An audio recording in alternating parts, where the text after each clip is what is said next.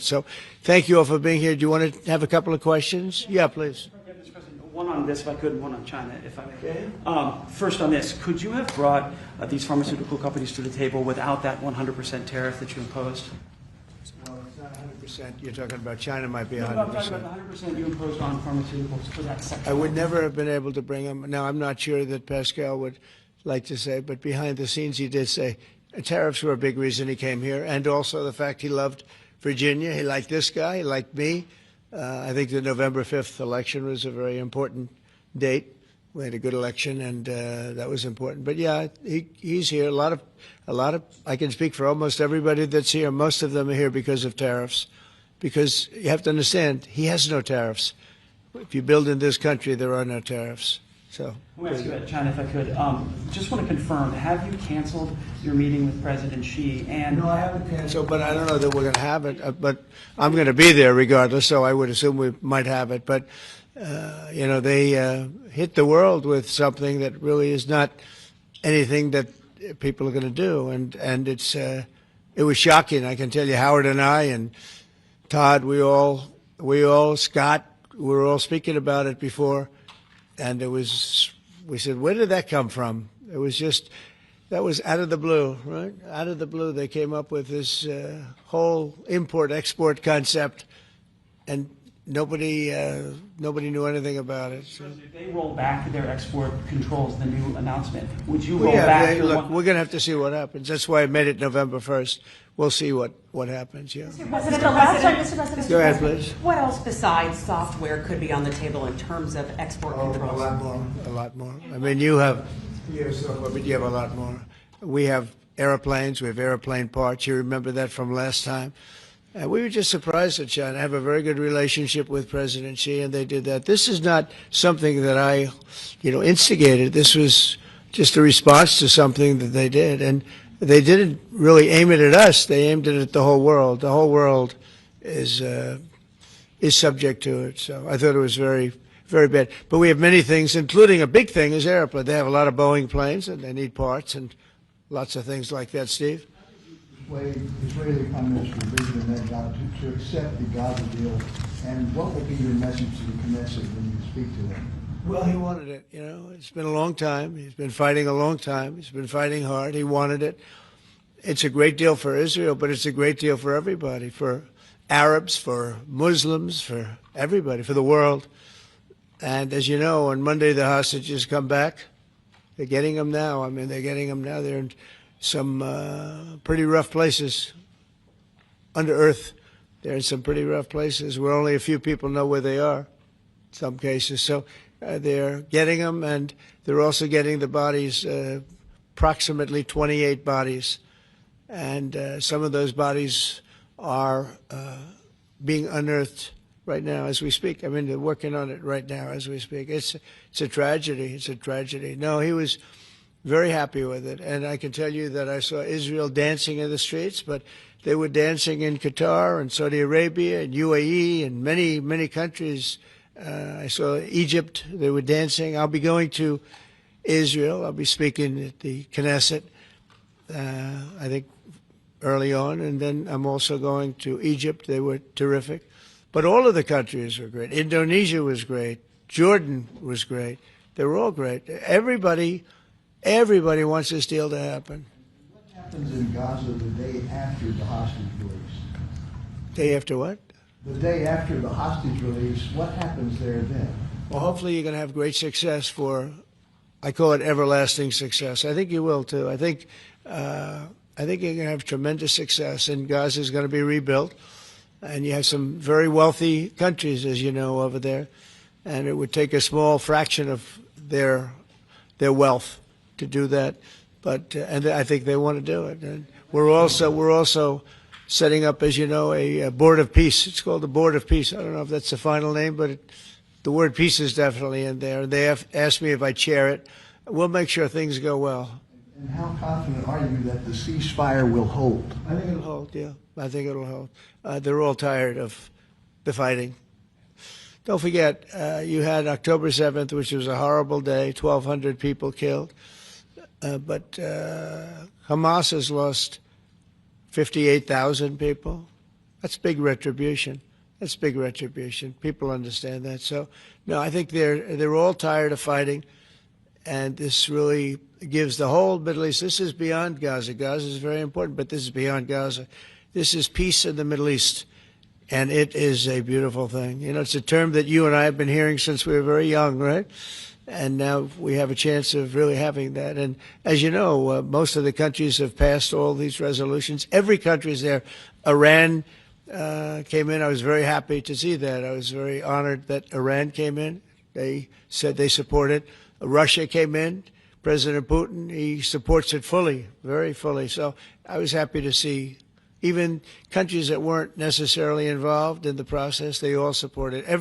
I don't know of anybody that doesn't. And I've never seen happier people than many of these places, not just Israel. Many of these places, they're all dancing in the streets. I've never seen anything like it. Yeah, go ahead, please, in the back. Thank you.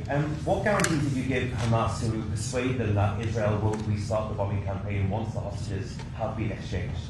What did I do with respect to them? Well, you know, I spoke a little bit tough, and that's what would happen. I mean, you have to speak tough. That's a tough world. That's a tough, as they say, neighborhood. And they're tough people. They're very tough people, and they're smart people. They're good negotiators. They have a lot of things going. They put that to good use. They're going to be very, very successful. But they knew the retribution would be tremendous, unsustainable. It would have been unsustainable. It would have been complete obliteration, and they didn't want that. And nobody wants it at this point. They want to get on with rebuilding the entire Middle East. It's not only Gaza. It's going to be the entire Middle East. They're going to be able to live in peace. Now, we have some little hot spots, but they're very small. You know the ones I'm talking about. They're very small. They'll be very easy to put out. Those fires are going to be put out very quickly. Yes, ma'am. Thank you, Mr. President. Talking about the Middle East still, going to the phases that come after this first phase, is there consensus on the additional points in your plan, or are the details still being fine-tuned? I think there is consensus on most of it, and some of the details, like anything else, will be worked out, because you'll find out that when you're sitting in a beautiful room in Egypt, it's easy to work something out, but then sometimes it doesn't work from a practical standpoint. So certain little things, but for the most part, there's consensus, yes. Do you intend to hash that out when you're in Egypt? I might, yeah. I mean, I'll be there because I'll be going to, I'll go to Cairo. I think that's where we're going, as opposed to the place of the signing. And we have a lot of leaders from all over the world coming too. They've been invited. And then I'm coming back, I believe it's Tuesday night, for Charlie Kirk, a friend of mine, a friend of all of ours, a friend of a lot of the people right here. And we're giving him the Presidential Medal of Freedom, which is the highest honor you get outside of the Congressional Medal of Honor. One's military, one's civilian, but it's the greatest honor. And Erica's beautiful wife is going to be here, and a lot of people are going to be here. So, it's not easy for me to get back. It's a very quick trip, but I'll be making 2 major stops, and then I'll be on the plane trying to get back in time for Charlie. They're going to have a great celebration at the White House, in the East Room of the White House. Mr. President. Russell Vogt said the reductions in force have begun related to this shutdown. How many layoffs have you authorized for this first round, and from which agencies? And it will be Democrat-oriented, because we figure, they started this thing, so they should be Democrat-oriented. It'll be a lot, and we'll announce the numbers over the next couple of days, but it'll be a lot of people, all because of the Democrats. I mean, they want to give $1.5 trillion to people that came into the country illegally. More important than that, because we all have a big heart. We want people to be taken care of, but we have 0 people coming in. You know that, Glenn, right? That's a pretty impressive number, even for a successful governor.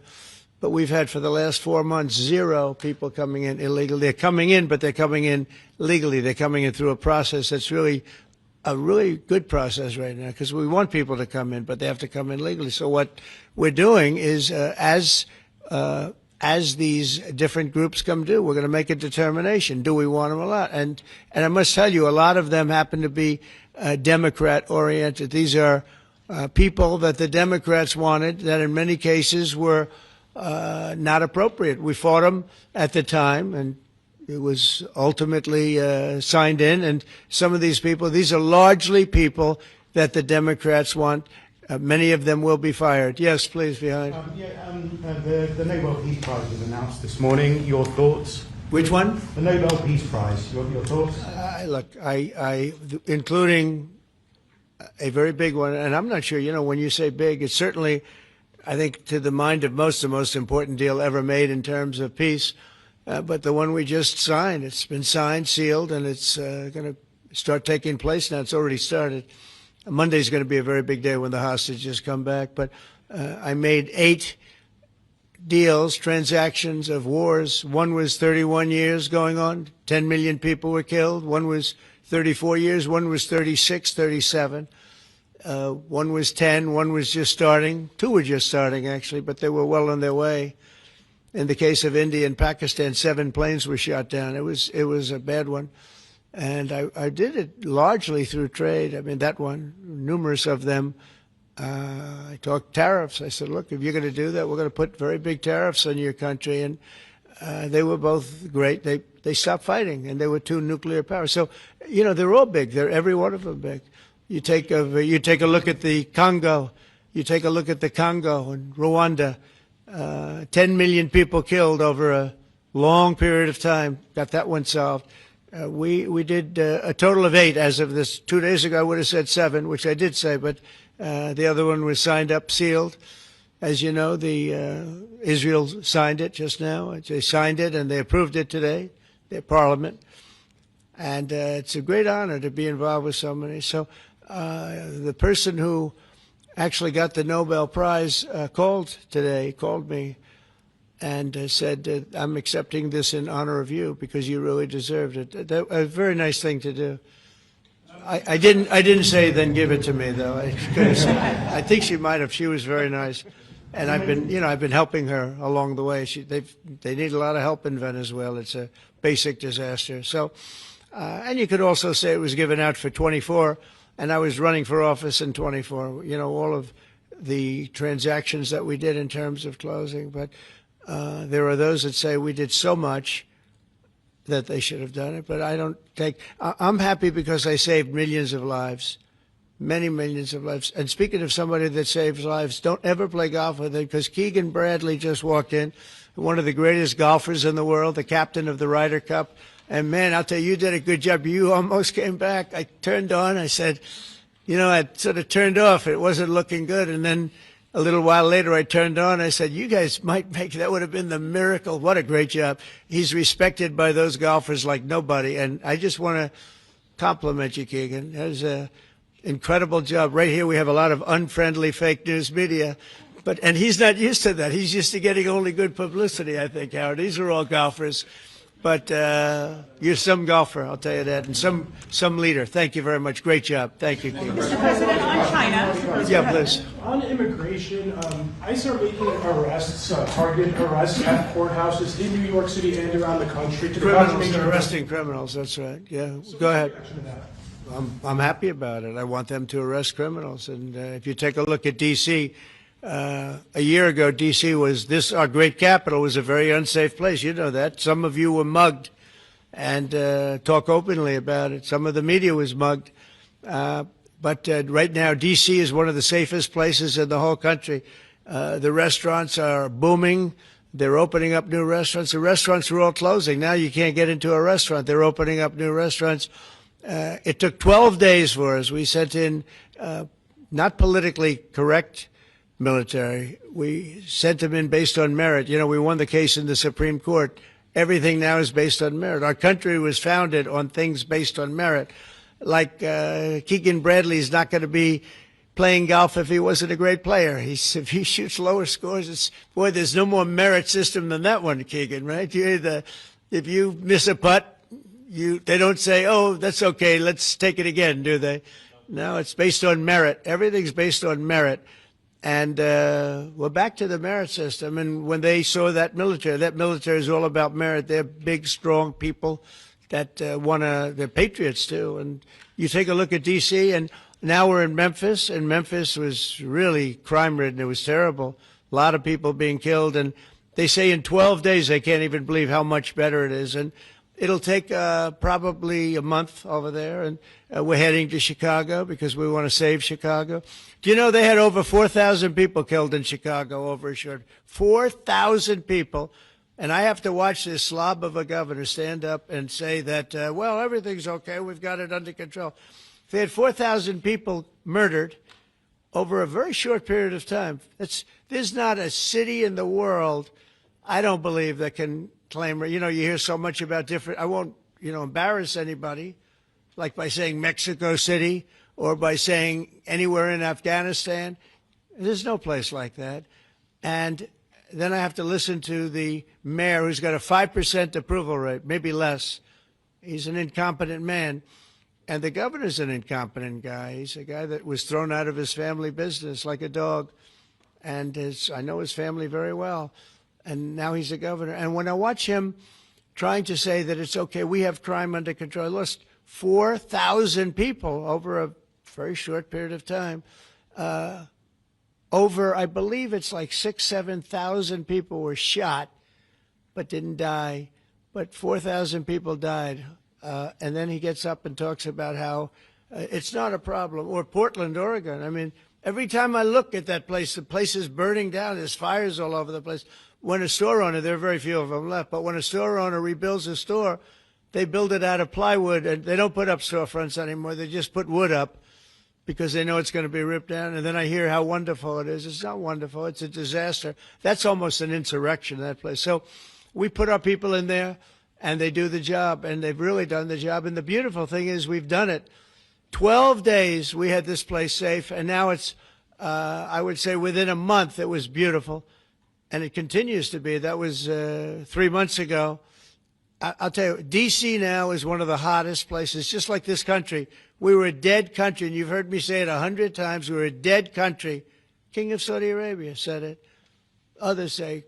The Emir of Qatar said it. Many. UAE said it. The leader, great leader, UAE, all great leaders. They said effectively the same thing. 1 year ago, we had a dead country. Now we have the hottest country anywhere in the world. I just want to thank everybody, and I want to, in particular, thank AstraZeneca. What a great company you have. What a company you've built. You've been there a long time and done some job. It's an honor to have you. I assume you're going to build, so it's $4.5 billion for a plant. That's a pretty big plant, isn't it? I was going to say, could he make it a little bit more? Well, we have a couple of them where they're going to spend $65 billion on one plant, AI. All I know is it's, AI is based on information. I hope they're right about information. I don't know. You got to make a lot of money there's got to be a lot of information out there, but that seems to be pretty hot. But we have a lot. We're leading the world on information on AI, as you know, by a lot. It's not even close. So we're doing a job. And I want to thank everybody, but in particular, Pascal, thank you very much. It's a great honor. Thank you. Thank you very much. Thank you, everybody. Have a good time. Thank you, Press. Thank you, Press. Let's go. Thank you. Thanks, guys. Thank you. Thank you, Press.